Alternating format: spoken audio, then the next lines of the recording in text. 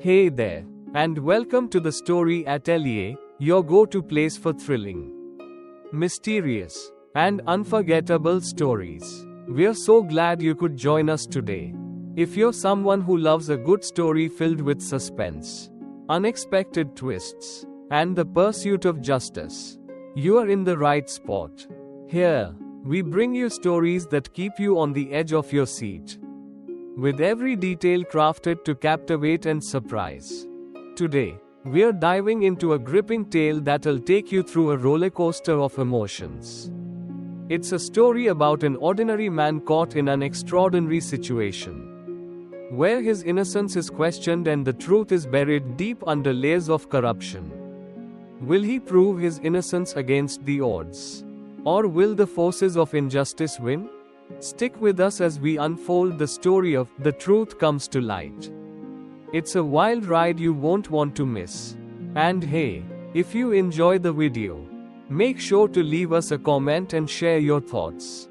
We love hearing from you, and your feedback helps us bring more amazing stories your way. And if you're new here, don't forget to hit that subscribe button and ring the bell so you never miss out on any of our latest content.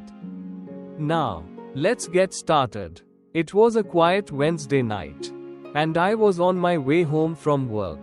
The kind of night where everything feels off, but you can't quite put your finger on why. The city was unusually calm for a rush hour, with only the occasional car driving by. It was the kind of night where even the street lights seemed dimmer, casting long shadows that stretched across empty sidewalks. I could feel the weight of exhaustion pressing on me as I gripped the steering wheel of my car, the clock on the dashboard flashing 9:47 p.m. All I wanted to do was get home, collapse on the couch, and forget about the long hours spent at the office. I'd been working for months straight without any real break, buried in the grind of corporate life. It wasn't glamorous, just a series of emails, meetings, and deadlines. Casual Fridays were a distant fantasy in my world. Tonight, I was dressed in my usual button-up shirt and slacks, my tie slightly loosened from a day spent running between conference calls. My mind was already halfway out the door, planning what I'd do once I got home. Maybe order takeout, catch up on some random TV show, and let the world keep spinning without me. But then, something changed. The peaceful silence of the night was suddenly broken by the glaring headlights of a car creeping too close behind me. It was one of those moments when you feel your heart rate jump, and you just know something is about to go wrong. The bright, unnerving lights in my rearview mirror were followed by the unmistakable flash of red and blue, flashing lights that seemed to pulse with a rhythm of their own. My thoughts scrambled as I pulled over to the side of the road. Did I miss a stop sign? Maybe I was speeding, but I couldn't remember doing anything wrong. My driving record was spotless. So why were they pulling me over? I rolled down my window and put my hands on the wheel, trying to keep my cool. Two officers approached the car, their faces serious, too serious. The first officer, a tall, broad-shouldered guy with a sharp jawline, walked up and leaned toward my window. His badge read, Officer James Cole. He gave me a look that made me feel like I'd already committed a crime. Behind him, Officer Leo Mendez was moving around the car, his eyes scanning the interior like he was hunting for something. Evening, sir, Officer Cole said in a voice that was almost too stern. License and registration. I handed him my documents, trying to stay calm. Good evening, officer. Is there a problem? Cole didn't answer right away. Instead, he just stared at me, his flashlight flickering across my face. Then he said, Yeah, there's a big problem. He didn't elaborate. And it wasn't until Mendez came around to the passenger side that I felt the situation taking a darker turn. Mendez wasn't talking either, just circling my car like a predator, his footsteps slow and deliberate. A few seconds later, My stomach dropped when I heard Mendez open the trunk, without asking. No warrant, no permission. He just popped it open like he had the right. My heart sank as I watched his eyes widen slightly when he spotted something inside. Well, Mendez muttered, his voice dripping with surprise. What do we have here? Before I could react, Officer Cole grabbed me by the arm and pulled me out of the car. Rougher than I thought was necessary. My mind was racing, this wasn't making sense. I had nothing to hide. Nothing in the trunk except a spare jacket and some old gym bags. But there, in front of me, was a backpack, the one they were holding up. It wasn't mine. It didn't belong to me. Hey, that's not mine, I protested, panic creeping into my voice. Don't play games, son, Cole said, his voice cold and dismissive. He pushed me down onto the curb and slapped handcuffs on my wrists. We'll figure this out back at the station. The next few moments passed in a blur. Mendez was already radioing for backup, while Cole stood there, his face smirking like he had already won. I kept shouting that I didn't know what was happening. But they didn't listen. They threw me in the back of their cruiser. And the smell inside hit me immediately, sweat, desperation, and something far worse, like they had just finished cleaning up a crime scene. I heard them chatting up front, their voices low and mocking. Think he'll crack? Mendez asked, his voice casual. Yeah, all these guys crack within the first hour, Cole replied, the sound of his voice dripping with arrogance. I was shaking my head. None of this made sense. How did I go from minding my business, heading home after a long day, to sitting in the back of a cop car, being accused of something I hadn't done? As we pulled away from the curb, the flashing lights of the city reflected off the rearview mirror. My stomach churned, the walls of the car closing in around me. Something about all of this felt wrong, but I had no idea what to do about it. I could feel the hours dragging on, the weight of what was happening sinking in deeper. They weren't even telling me why they had me in handcuffs, let alone why they had found a backpack filled with cash and a gun in my trunk.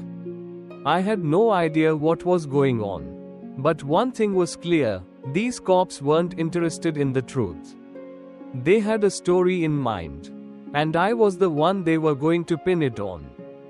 I could only sit back and hope that somehow the truth would come to light. The drive to the station felt like an eternity. Every bump in the road seemed to make the moments stretch longer. My mind spinning with confusion and fear. I could hear the officers chatting casually up front, as if they weren't about to ruin my entire life. But all I could think about was the backpack, the one they had pulled from my trunk. I had never seen it before. There was no way it was mine. By the time we reached the police station, I was a nervous wreck. The fluorescent lights in the parking lot flickered as the cruiser pulled into a spot. The sound of the tires screeching slightly as we came to a stop. Mendez jumped out first, followed by Cole. They moved quickly, shoving me toward the building as I tried to make sense of everything. Where are we going? I asked, my voice shaky. My heart was hammering in my chest, and I could feel my palms starting to sweat. You are going to the interrogation room, Cole said, his voice dripping with disdain. It's where we figure out what kind of a criminal you are. I wanted to protest. I wanted to shout that I was innocent. But my voice caught in my throat. I was so damn tired. Tired of trying to convince them. Tired of being stuck in this nightmare. Nothing about this felt real. They dragged me through the station, ignoring the stares of the officers around us. It was like they already knew what had happened. Like they had already made up their minds. I kept my head low, trying to avoid eye contact with anyone who might see the fear in my eyes. We entered a small, cold interrogation room. A metal table sat in the center of the room, surrounded by two hard chairs. The fluorescent lights above buzzed, casting a sterile glow over the space. The room felt suffocating, and I could feel the walls closing in around me as the door slammed shut behind me. Cole and Mendes took their seats across from me, their faces grim and unyielding. For a moment, no one said anything. I stared at the table, feeling the weight of their eyes on me. Cole leaned forward, his elbows resting on the table. "We don't have time for games," he said, his voice low and menacing. "You are going to tell us everything. And you're going to tell us now." "I've told you everything," I shot back, my voice cracking. "I don't know anything about that backpack. It's not mine." Mendes chuckled, the sound grating in my ears. "You don't have to pretend. Man, we know what you were doing. You were at the bank. Weren't you?" "Bank?" I shook my head, confusion bubbling in my chest. "I wasn't at any bank. I was at work. Check the security footage if you need to. I don't know what's going on. But I'm not lying." Cole's eyes narrowed. "Your fingerprints were found on the gun in that bag," he said, his voice dripping with condescension. "You want to tell us how that happened?" I felt a cold rush of panic surge through me. My fingerprints? That didn't make any sense. I had never touched a gun in my life. The more they pressed, the more the walls seemed to close in. It felt like they were playing a game, and I was just their target. I tried to explain, tried to tell them that I didn't know how my prints could be on the weapon. But the harder I tried to explain, the more they twisted my words. They accused me of everything, from being an accomplice to a bank robbery to being part of some larger criminal syndicate. They even suggested that I had been working with someone inside the police force. Hours passed, and I barely felt the time slip by. Every minute felt like an hour. I was losing my grip on reality. They weren't listening. They weren't even interested in the truth. It was like they already had me convicted in their minds. And now they were just waiting for me to break. By the time the door opened, it was well past midnight. I had been through hell. And yet there was no end in sight. 2 officers, different ones this time, dragged me down a narrow hallway and into a holding cell. The smell hit me immediately: sweat, mold, and something that smelled like stale beer. There was a guy in the corner, hunched over, humming a tune that was so off-key it almost made my head explode. I slumped onto the bench, my head in my hands. The chill of the concrete seeped into my bones. But it was nothing compared to the cold terror I felt in the pit of my stomach. I had no idea what was happening. I was stuck in a cell, accused of a crime I didn't commit. And nobody was coming to help me. Not tonight. Not ever. For the first time since all of this began, I started to lose hope. How could I get out of this? Who would believe me when the evidence was stacked against me? I pulled my knees to my chest and closed my eyes. This isn't real, I whispered to myself. This can't be real. But it was. The next morning, I was yanked from the cell and thrown into a holding room. I could barely keep my eyes open, my body still aching from the long night. Mendes and Cole were already waiting, their smug expressions as irritating as ever. "We'll see how long you last," Mendes said, his grin spreading across his face like he knew something I didn't. "But don't worry, the truth always comes out in the end." I didn't know how he could be so sure. But I wasn't going to let them break me. I couldn't, not yet.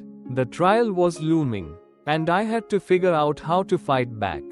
How to prove my innocence before it was too late. The days before the trial dragged on like an endless blur of stress and anxiety. It was as if my life had been reduced to nothing more than a series of waiting rooms, waiting for my lawyer to show up, waiting for the trial to start, waiting for the inevitable moment when I would have to face the consequences of a crime I didn't commit. I spent hours in the holding cell, wondering how it had come to this. The walls seemed to close in tighter every day, and every time the door opened, I felt a jolt of panic. Was it my lawyer, the prosecutor, or worse, the cops coming to throw another accusation at me? Finally, the day of the trial arrived. I was escorted from the holding cell to the courtroom. My stomach twisted in knots. My hands were still shaking, but I had to keep my cool. As we entered the courtroom, I could feel the weight of all those eyes on me. The jury, the prosecutor, and worst of all, Cole and Mendez sitting smugly at the defense table, like they had already won. The prosecutor was a woman named Allison Pierce, and she wasted no time diving into the case. She painted a picture of me as a seasoned criminal mastermind, someone who had carefully planned a bank robbery down to the smallest detail. The evidence, she said, was damning. The gun, the cash, the fingerprints, all pointed to me. As I sat there, listening to her rhetoric, I tried to focus on the one thing that could clear my name, the truth. But it felt like the whole world was conspiring against me. The evidence was stacked against me. And my lawyer, who had barely spoken a word to me outside of court, was fumbling through papers, trying to figure out what to do next. I felt a sinking feeling in my chest as the prosecutor continued her case. She was good, too good, spinning her narrative with such confidence that even I started to wonder if I was guilty. But no, I couldn't let that happen. I couldn't let them turn me into something I wasn't. Then, just as I thought I was about to crumble, something unexpected happened. My lawyer, whose name was Frank Daniels, stood up. He wasn't the most charismatic guy, and I had my doubts about him. But when he spoke, his voice was steady. "Your Honor," he began, "we have evidence that proves my client's innocence." There was a brief silence in the courtroom, everyone waiting for what he would say next. Daniels pulled a folder from his briefcase and slapped it onto the table. Time-stamped footage from the security cameras at my client's workplace.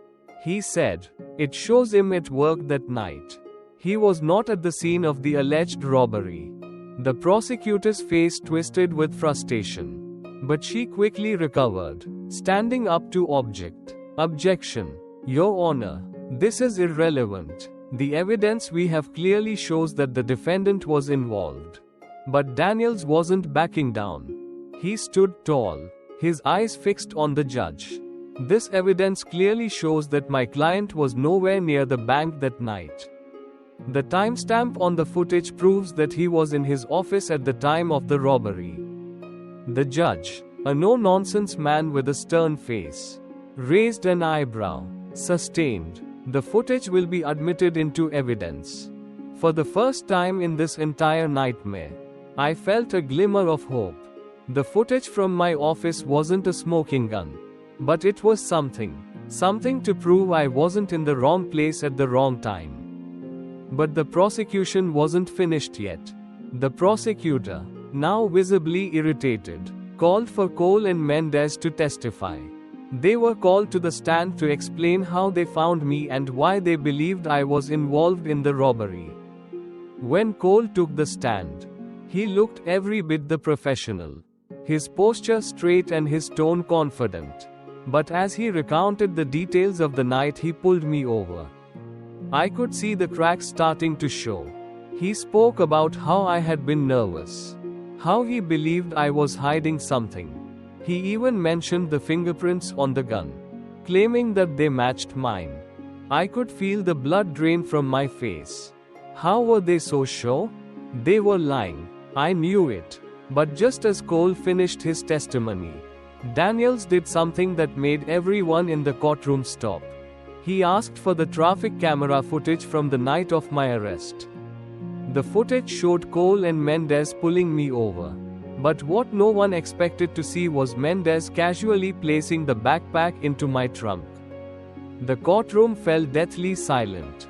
I could see the look on Cole's face as his eyes flicked nervously around the room. He didn't say a word. And neither did Mendez. They were cornered.